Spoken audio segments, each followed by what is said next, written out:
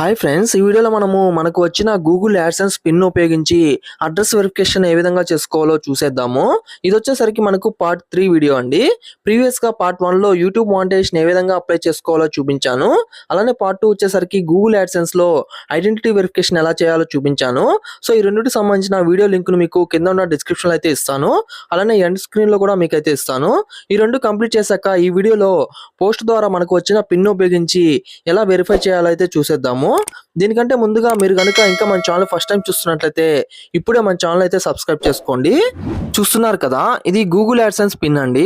ఎవరైతే identity verification పూర్తి చేసుకుంటారో వారికి 2 to 3 వీక్స్ లో ఐడి వెరిఫికేషన్ లో మీరు ఇచ్చిన అడ్రస్ కి పోస్ట్ ద్వారా అయితే ఈ పిన్ అయితే మీకు రావడం జరుగుతుంది.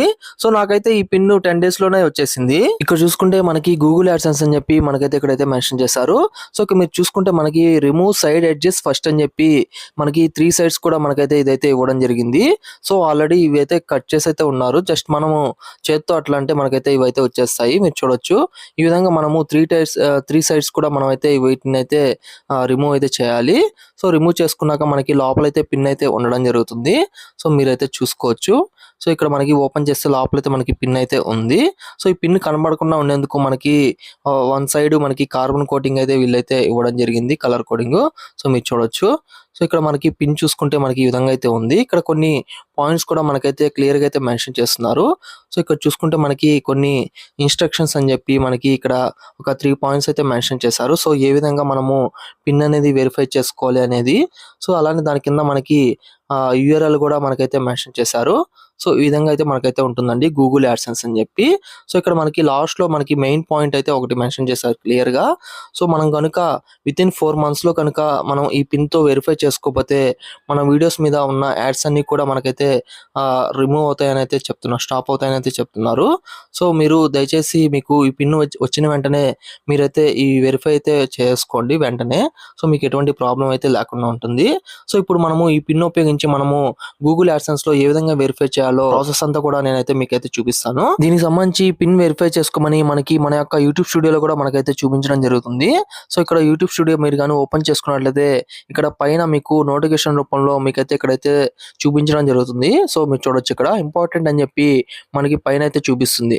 సో మీకు మానిటైజేషన్ అయ్యి ఫ్యూచర్ పేమెంట్స్ మీకు రావాలంటే ఈ యొక్క పిన్ తో మీ యొక్క గూగుల్ యాడ్సెన్స్ లో అడ్రస్ వెరిఫై అయితే చేసుకోమని అయితే క్లియర్ గా అయితే ఇక్కడైతే మెన్షన్ చేసి అయితే చూపిస్తుంది. సో ఈ విధంగా కూడా మనం అయితే చెక్ చేసుకోవచ్చు మనకి పిన్ అనేది అడుగుతుందా లేదా అనేది. ఇప్పుడైతే మీరు ఏదైనా బ్రౌజర్ లో మీరు గూగుల్ ఓపెన్ చేసుకొని దాంట్లో మీరు గూగుల్ యాడ్సెన్స్ అనేది టైప్ చేసుకోండి. సో టైప్ చేసుకున్నాక దాన్ని అయితే ఓకే చేసుకోండి. సో ఓకే చేయగానే మనకి కొన్ని లింక్స్ అయితే రావడం జరుగుతుంది. సో దీంట్లో మనకి ఫస్ట్ లింక్ యాడ్సెన్స్ అనేది ఉంటుంది. సో దాన్ని అయితే క్లిక్ చేసుకోండి.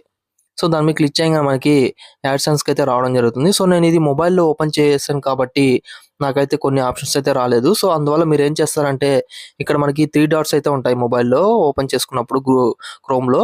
సో ఇక్కడ మనకి 3 dots మీద క్లిక్ చేసినట్లయితే మనకి కింద డెస్క్ టాప్ అయితే ఉంటుంది, డెస్క్ టాప్ సైట్ ఉంది కదా. సో దానిలో అయితే పెట్టుకోండి.